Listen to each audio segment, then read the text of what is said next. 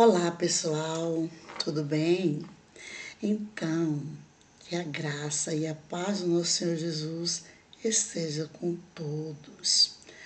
Há muito tempo que eu não faço um vídeo para postar no canal, porque eu estou trabalhando bastante e eu também reformatei o computador, porque estava com problema, mas graças a Deus hoje eu estou de volta e creio que irei dar continuidade. Mas eu não estava parada não, gente.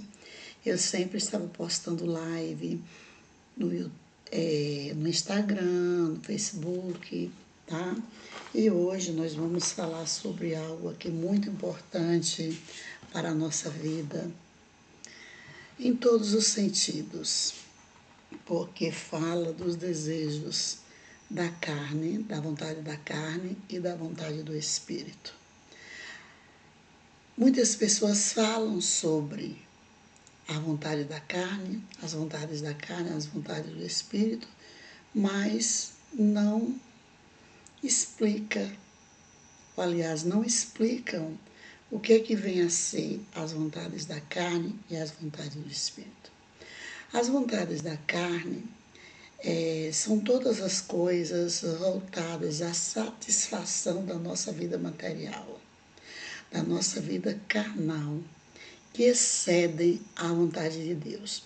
Porque nós sabemos que a nossa carne, a nossa matéria, necessita de muitas coisas as quais não são contra a vontade de Deus.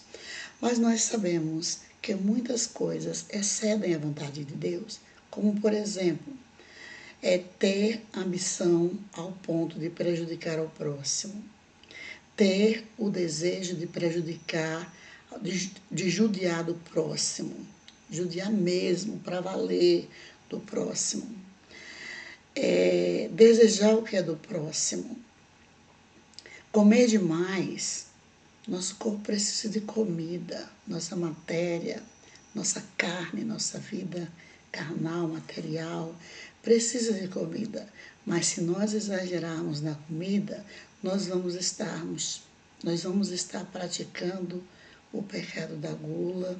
Do mesmo jeito que nós exagerarmos em qualquer líquido, no beber, qualquer líquido, nós vamos estar praticando o pecado da gula, nós vamos estar praticando aí algo que é contraditório à vontade do Espírito.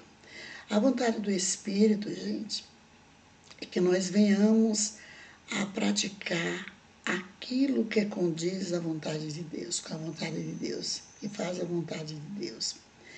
Que a gente venha, onde a gente estiver, a gente venha trazer alegria, trazer paz, trazer conforto e não sobrecarregar as pessoas mais do que elas já vivem sobrecarregadas.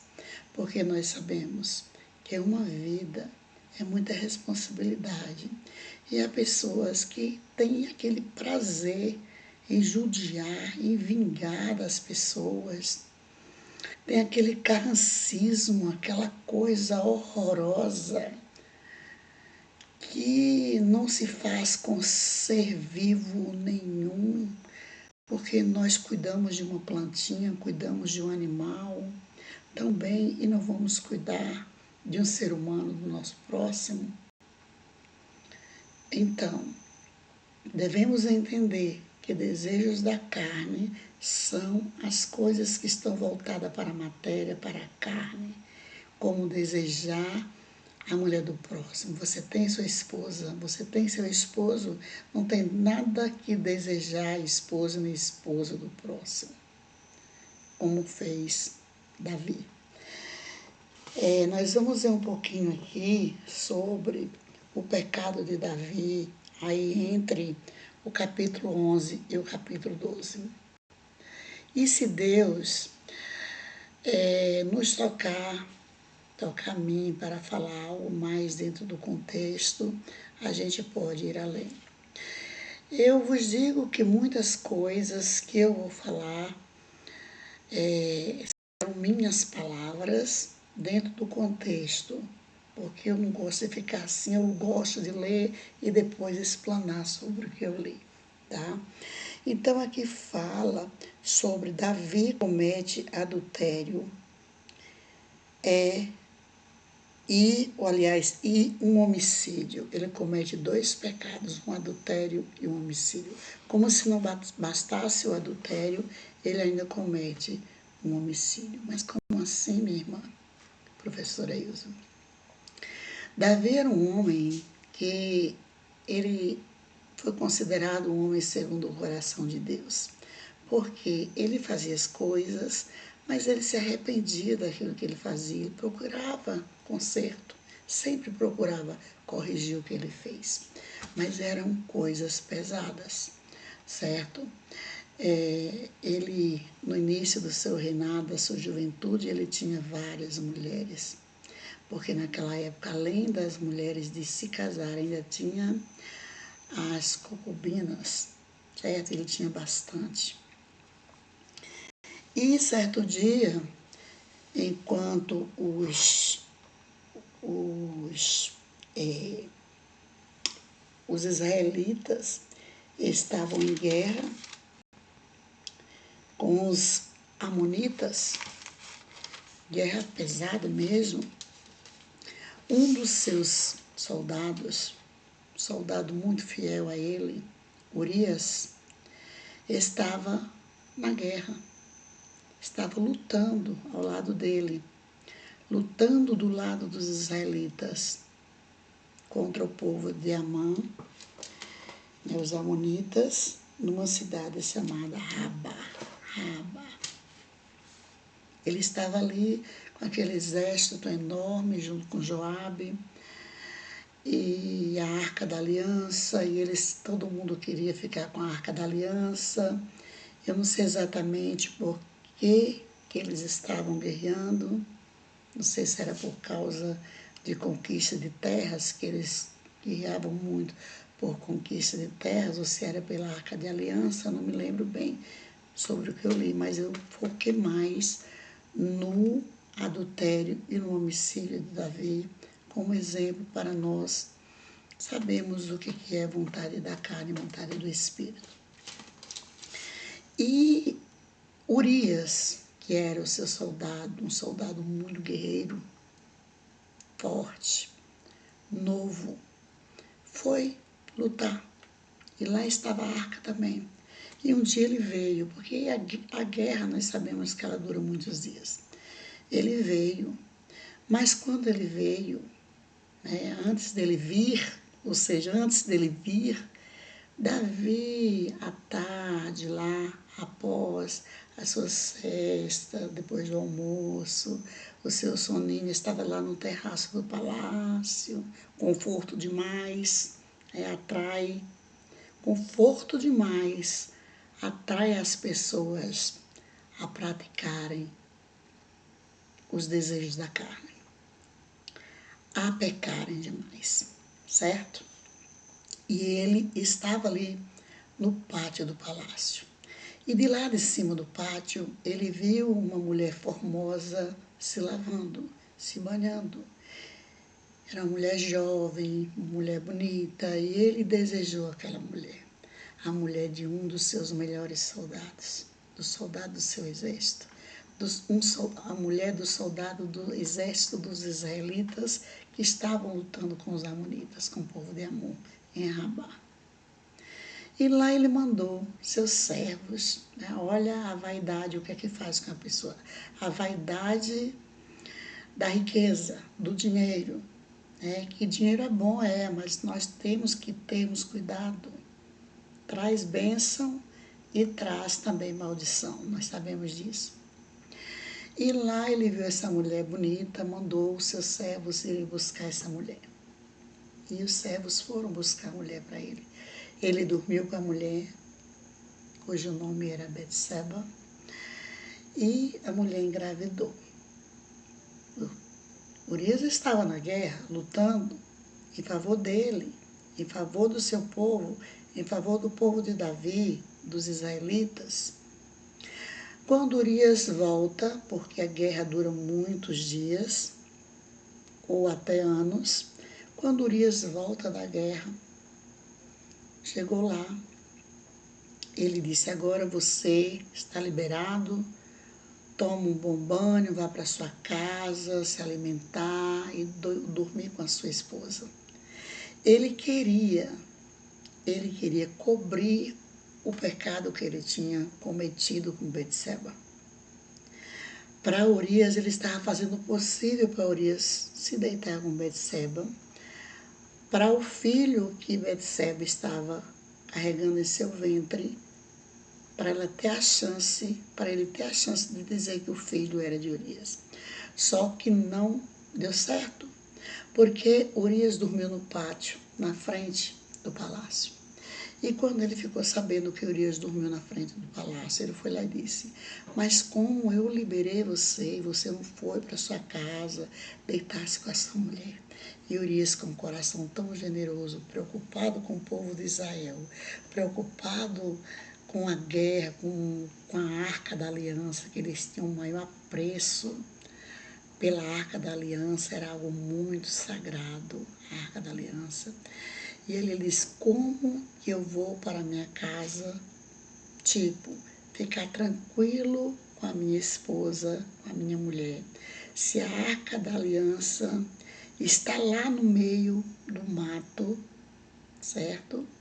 Na floresta, mato, sei lá, e os soldados também guerreando com os amonitas, com o povo de Amon. Como que eu vou ter tranquilidade? E ele não foi. Quando chegou o dia de Urias ir novamente para Rabá, lutar novamente, eu sei dizer que os dias que ele ficou em Israel, ele não se deitou com a sua esposa. E ela, Betseba, ela mandou um recado para Davi dizendo que estava grávida. Lá, quando ele foi voltar para Rabá, onde estava acontecendo, onde era a concentração da guerra dos israelitas com os amonitas, Joabe estava lá. Era de confiança também de Davi. Davi escreveu uma carta, cujo mensageiro foi o próprio Urias a entregar essa carta para Joabe. Na carta dizia: coloca Urias na frente do exército, bem onde ficam os soldados mais valentes do exército dos amonitas, e afastem-se dele. Era justamente para ele morrer. Olha a maldade que Davi praticou por causa dos desejos da carne, por causa da vontade da carne. Mandou o próprio Urias levar a carta para entregar a Joabe, para que acontecesse a sua própria morte. E assim ele fez, e o plano se cumpriu. Urias foi morto pelos amonitas, mais guerreiros que estavam na frente do exército, que eles geralmente colocavam na frente do exército, como até hoje, os mais guerreiros, os mais valentes. E ele morreu. E lá ele mandou seus homens, seus servos, pegarem Betseba e levarem para sua casa. E Betseba foi ser sua esposa. Lá o coração dele amoleceu. E ele viu que ele fez besteira e procurou Natã.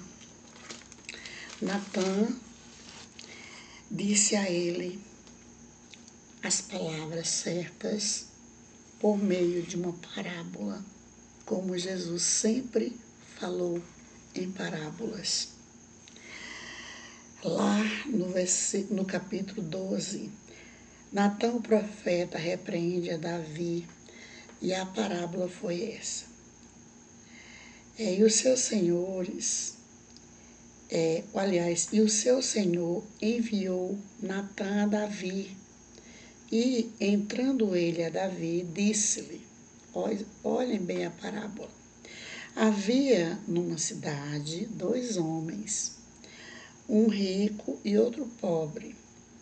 O rico tinha muitíssimas ovelhas e vacas, mas o pobre não tinha coisa nenhuma, senão uma pequena cordeira que comprara e criara.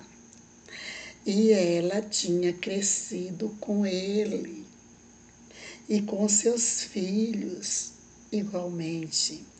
Do seu bocado comia e do seu copo bebia e dormia em seu regaço. E a tinha como filha. E vindo ao homem rico, um viajante deixou este de tomar das suas ovelhas e das suas vacas para guisar para o viajante que viera a ele. E tomou a cordeira do homem pobre e a preparou para o homem que viera a ele. Gente, o homem rico tinha tudo de bom, mas colocou os olhos na cordeira do homem pobre, que era de estimação, comia em sua mesa, dormia em sua cama, certo? Ele e seus filhos tinham um grande apreço por essa cordeira. Entretanto, o homem rico pegou a sua cordeira para dar ao viajante, para fazer o guisado. Então o furor de Davi se acendeu. Davi ficou irado e quis saber quem era o homem, certo? Davi quis saber quem era o homem. Quem é esse homem? Logo ele, autoridade, Davi, rei Davi, o rei naquela época, o que mandasse fazer, o servo tinha que fazer. Ah, tem que mandar atrás desse homem, suponho eu, tá? Que ele se envaideceu e quis saber quem era este homem, porque iria lhe dar um corretivo. E perguntou a Natã. Natã disse, este homem, Davi, é você. Você, Davi, este homem. Você com tantas mulheres, Davi. E se você me pedisse mais, eu daria. Entretanto, gente, aqui agora estou falando dentro do contexto, mas muitas coisas com as minhas palavras, tá? Não estou fugindo da Bíblia. É você com tantas mulheres, e se você me pedisse mais, eu daria. Mas você foi tomar a mulher do seu servo, foi dormir com a mulher do seu servo. Então, isso aí, Davi, é um pecado muito grande. Você desejou a mulher do seu próximo, como o homem rico desejou a única cordeira que o homem pobre tinha. Você foi mau. Você praticou um pecado muito grande, que foi o desejo da carne, cumprir o desejo da carne, satisfazer o desejo da carne. E como se não bastasse, você ainda pegou o esposo dessa mulher e colocou na frente do exército, diante dos amonitas, do povo de Amon que estava ali lutando, e mandou os seus soldados afastarem para que Urias fosse morto, fosse atingido logo e morresse, e você ficasse livre dele, ficasse livre do escândalo. Só, Davi, que você não vai perder a sua salvação, Mas você vai pagar um preço muito alto pelo que você fez. Você e toda a sua família vai pagar um preço muito alto. Nós sabemos, gente, nós sabemos que na Bíblia está escrito: pode o filho comer, o pai comer, o filho embotar o dente. Isso aí é para a vida eterna, certo? Mas é óbvio que se o pai, a mãe, o filho fizer coisas erradas aqui na terra, a família todinha irá sofrer. Poderá até ganhar a vida eterna como Davi. Davi, diz a Bíblia que Davi tinha um coração segundo o coração de Deus. Só que Davi, por causa dessas coisas que ele fazia no passado, na sua juventude, ele sofreu muito ao ponto de ser perseguido por um exército criado pelo seu próprio filho Absalão. Um dos filhos de Davi teve relações sexuais com a sua irmã. Era uma meia-irmã, mas era irmã, Tamar. Era irmã do outro lá, que fez a bramura com ela, desonrou. E nós sabemos que a desonra naquela época era algo muito sério. Era tão sério, a desonra era tão séria quanto a primogenitude. Era muito séria. E por causa disso, Absalão, que eu acho que era um dos seus filhos mais velhos, tomou as dores da irmã, matou o irmão, certo? Matou o irmão, tomou as dores da irmã e começou a fazer tipo uma política contra o pai. Porque naquele tempo já tinha política. A política começou. Muitos acham que não, mas começou com Deus quando criou profetas, juízes, depois reis, certo? Eu tenho observado que nos países que são reinados, eu acho que o povo vive melhor, sabe? Porque foi a forma de governo que Deus criou. Eu creio, eu tenho para mim. Quem sofre é a família, porque eles matam até uns aos outros, né? Praticando os desejos da carne, ambição, querendo poder, poder, poder, certo?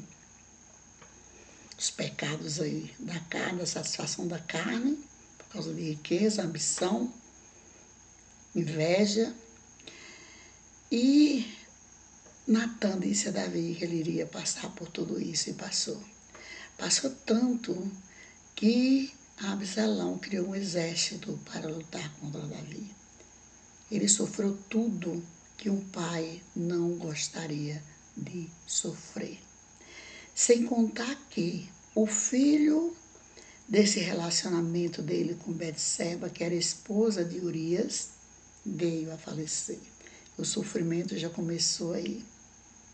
Então, meus amados irmãos, nós precisamos termos cuidado, sabermos discernir quais são os desejos da carne e os desejos do espírito. Quando é que nós estamos fazendo a vontade da nossa carne e a vontade do nosso espírito. Nós sabemos que a carne, ela precisa de muitas coisas. Às vezes as pessoas falam, como eu falei no princípio, sobre os pecados dos desejos da carne, né, que contradizem a vontade do Espírito, né, certo? Mas Deus nos criou, certo, do pó da terra, nós somos matéria. E nós precisamos da matéria para sobrevivermos. Só que o que nós precisamos é o suficiente. Nós não precisamos de exagero, porque exagero é pecado. Quando a gente passa a querer mais e mais e mais para nós, para a satisfação da nossa carne, nós vamos estar praticando pecado. Nós vamos estar contradizendo a vontade de Deus. Aí a luta da carne contra o espírito e vice-versa. Nós praticamos a vontade do espírito quando nós estamos fazendo de acordo com a vontade de Deus, certo?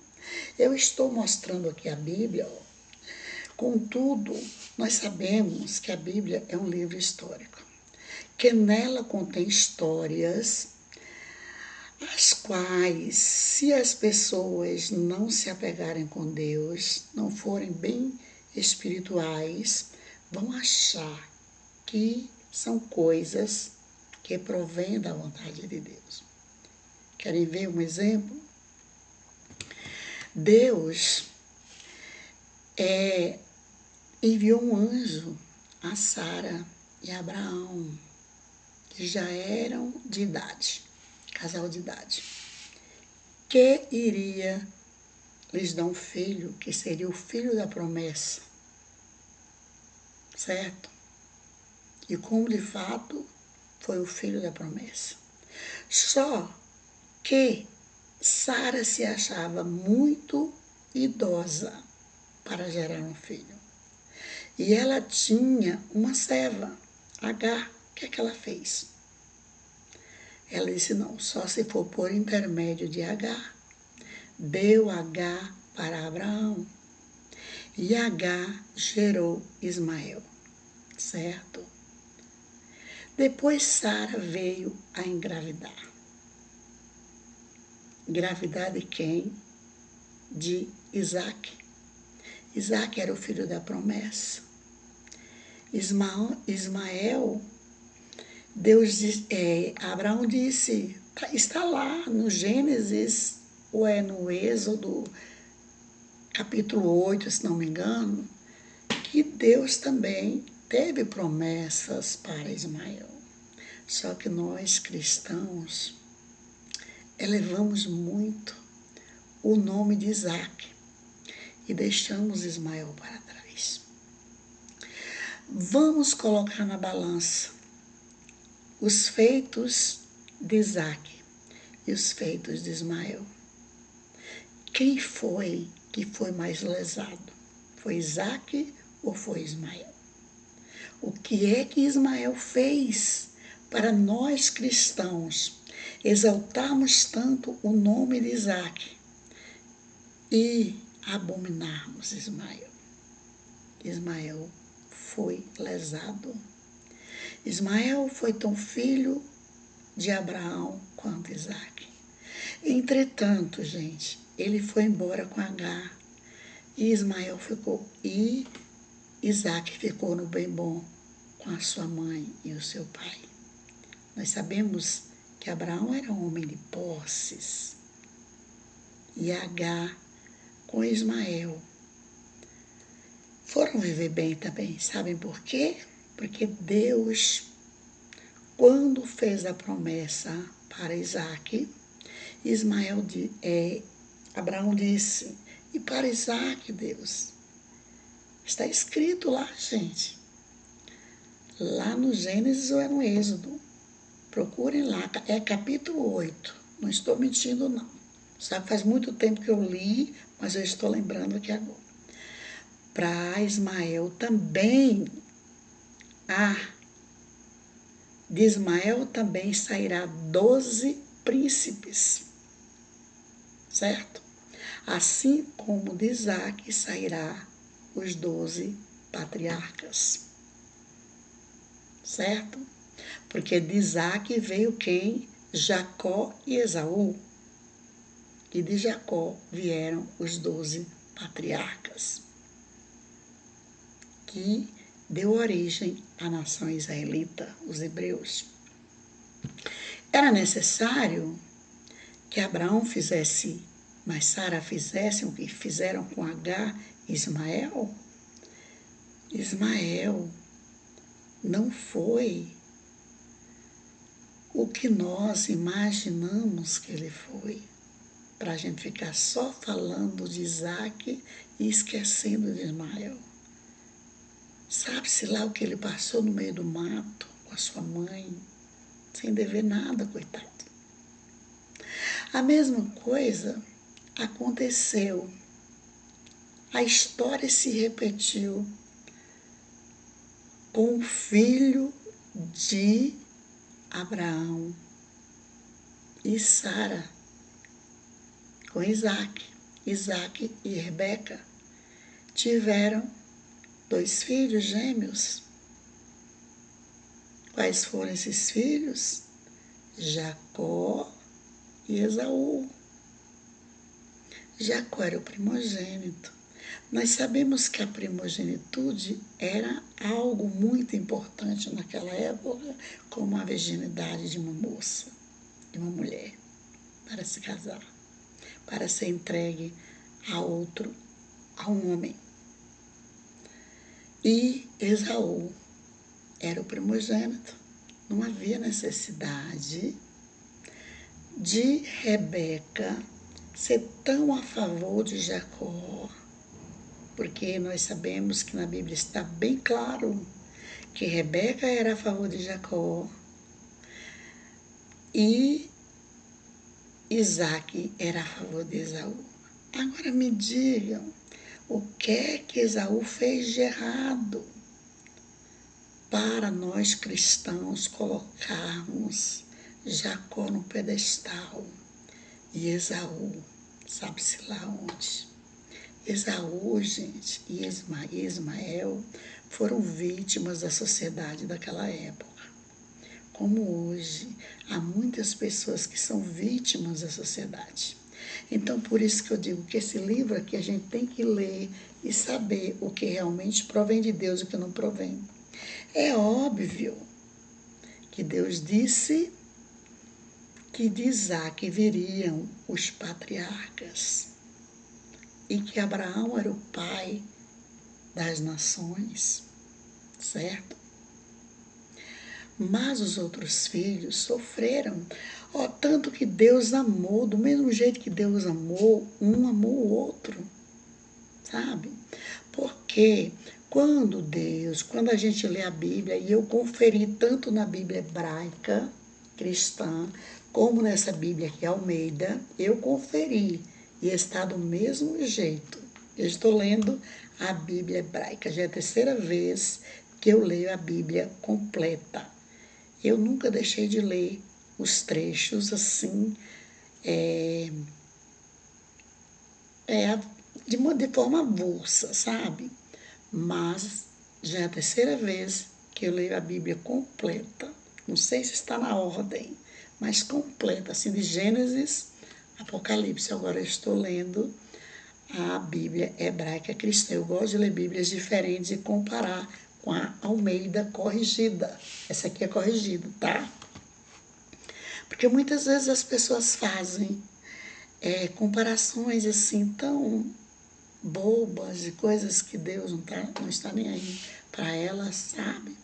Fazem questões muito bobas e a gente precisa estar estudando a Bíblia para a gente não ser enganado por ninguém.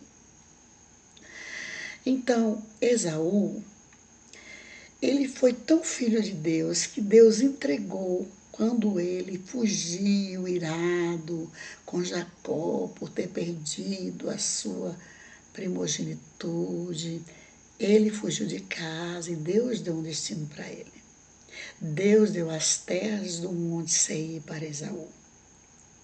E lá nesse monte eram muitas terras produtivas. Dizem que era onde viviam os povos vermelhos, que Esaú era avermelhado e de muitos pelos. E lá tinha muitos guerreiros, mas Deus deu muita força a Esaú para lutar contra esse povo e vencer todos eles. Por que Deus fazia isso? Porque aquele povo que estava lá não servia a Deus. E Deus permitia que eles fossem extintos da terra por um servo seu. E assim Deus usou Esaú, e Esaú constituiu ali a sua geração no Monte Seir.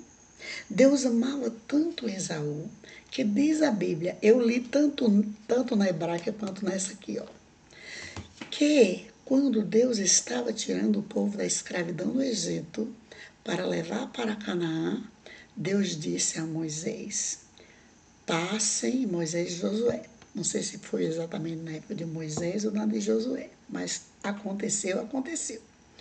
Passem no Monte Seir para visitar os vossos parentes, mais ou menos com essas palavras. Mas cuidado, porque são todos guerreiros. Deus deu força a eles para serem guerreiros. Era provinha de Deus. Foi o dom que Deus deu para a nação de Esaú. E ali Deus disse a eles: cuidado, que eles podem cismarem com vocês, mas ao chegarem lá, não tomem nada deles, nem um pedacinho de terra do tamanho da planta do vosso pé. Levem sua água, levem sua comida, apenas visitem os seus parentes. Tanto que eles foram, Jacó disse a ele: nós viemos em missão de paz. Que coisa linda, gente.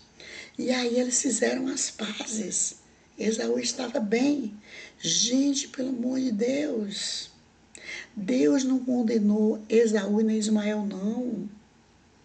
Do mesmo jeito que Deus amou Abraão e Jacó, Isaac, Sara, Rebeca, Deus amou Esaú e Ismael, gente, do mesmo jeito. Então nós temos que termos cuidado, sabe? Porque lendo a Bíblia, a gente descobre essas coisas. Muitas pessoas pregam e desprezam, menosprezam, melhor dizendo, Esaú e Ismael. Eles foram vítimas da sociedade daquela época, como muitas pessoas hoje são vítimas da sociedade. Quem está por cima faz o que bem quer com quem está por baixo. Trata melhor os animais, são seres vivos, merecem serem bem tratados. Eu criar um animalzinho para eu tratar mal? Nunca. Eu amo os animais. Cachorro, tenho uma cachorrinha, já criei, outros que já morreram, mas morreram com os cuidados da família, levando ao veterinário e tal, e a mesma coisa eu faço com a cadela que a gente tem em casa, a pastorinha. As plantas têm a maior pena de deixar uma planta seca. Agora, como é que um ser humano pega o seu semelhante, muitas vezes por inveja do comportamento dele, por inveja por ele ser muito querido por outras pessoas, e tortura até a morte, judia até que a pessoa fica inválida e morre? Ah, isso dói, gente. Isso é satisfazer a carne. É pecado. É pecado. Aí está um pecado da carne. Agora, o que é satisfazer o espírito? Levar paz, levar alegria, levar comida para os famintos, não tirar dinheiro das pessoas necessitadas, dos velhinhos, dos trabalhadores, certo? Não esnobar com o dinheiro dos pobres. Isso aí é o desejo da carne, desejar o que é do próximo. Você pode ter seus bens, você lutou para ter os seus bens de forma honesta, você pode ter os seus bens, eu posso ter os meus bens. Contudo, jamais tirando o direito do outro de se alimentar bem, de se vestir bem, de andar bem, de viver feliz. Deus não quer que a gente viva judiando de ninguém. Olha, assim como eu estou aqui na frente falando e você está me ouvindo, Deus existe e está nos ouvindo, está nos vendo, está contemplando tudo. E do jeito que ele foi com Davi, Davi não perdeu a salvação, mas sofreu durante todo o império, seu império, durante toda a sua vida ele sofreu com seus filhos, com a desavença na família, a desavença entre suas mulheres, ele sofreu muito. Ele ainda teve uma vantagem, ele foi privilegiado, porque segundo a Bíblia ele tinha um coração segundo o coração de Deus e ele foi salvo, certo? Pior são os que praticam a maldade, como Davi praticou, de colocar Urias na frente do exército dos amonitas para ser morto e ficar com a sua esposa, certo? E ter o coração ruim, nem crê em Deus, sabe? Deus existe. Deus existe. Se Deus não existisse, eu não estaria aqui. E nem você estaria me ouvindo. Deus existe, viu? E nós precisamos aprender a distinguirmos a vontade da carne e a vontade do Espírito. A vontade do Espírito é diferente da vontade da carne. A vontade da carne, ela só não é pecado quando ela não vem com exagero. O homem tem sua esposa, honra sua esposa, não fica de olho na esposa do outro. A mesma coisa a mulher, certo? A vontade do Espírito é que todos vivam felizes, tenham o que comer, tenham o que vestir, tenham de morar, tenham de tudo do bom e do melhor, contudo, de forma honesta. De forma honesta. Se for vender, venda o que é seu. Eu não posso estar aqui, com o objetivo de ganhar dinheiro, porque esta palavra não é patente minha, é de Deus, certo? Eu estaria praticando a vontade da carne. Quantos tem aí conhecedores de Bíblia? 20, 30 anos, gente, dando gosto ao inimigo, praticando as vontades da carne, o exagero. Tem sua esposa, mas não serve. Serve a do outro, né? Tem o seu salário, mas não dá. Tem que tirar do outro. Tem que passear com o dinheiro alheio. Tem que comprar com o dinheiro alheio. Então, do mesmo modo que Deus fez com Davi, Ele pode fazer com muitos que têm o coração segundo o seu, muitos que estão dizendo aí que são servos de Deus, mas Ele pode também levar a uma vida eterna de tribulação. E que essas palavras fiquem guardadas no meu e nos vossos corações.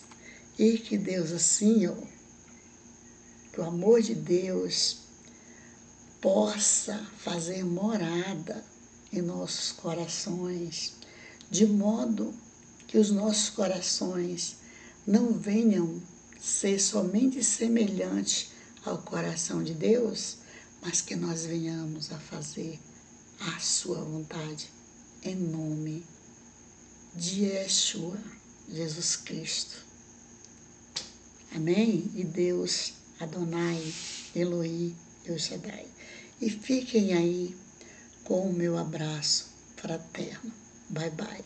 Da professora sua irmã em Cristo, Ilza Saldanha. Que Deus abençoe a todos com 2026, com muitas novidades boas, em nome de Jesus.